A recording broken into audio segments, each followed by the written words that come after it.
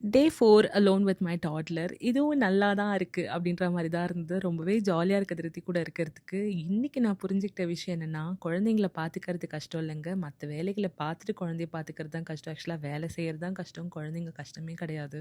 அவங்க நம்மகிட்ட எதிர்பார்க்கறது ஃபுல்லா நம்மளோட அவைலபிலிட்டி அண்ட் பிரசன்ஸ். ஸோ அத நம்ம குடுத்தாலே போதும். அவங்க எந்த ஒரு டேண்ட்ரமும் குடுக்கல. அவ்ளோ ஸ்வீட் அண்ட் கியூட்டா இருந்தா திருத்தி என் கூட எல்லா டேஸும். ஸோ ஆர்கானிக்கா நம்ம இருந்தோம்னா, அவங்க கிட்ட இருந்து ஆர்கானிக்கான ரெஸ்பான்ஸ் டெஃபினட்டாவே வரும். அண்ட் இன்னைக்கு நான் ஆல்ரெடி சொன்ன மாரி ஒரு பர்த்டே பார்ட்டிக்கு தான் திருத்தி கூட்டி போறாங்க. ஃபர்ஸ்ட் டைமா தனியா போறாங்க.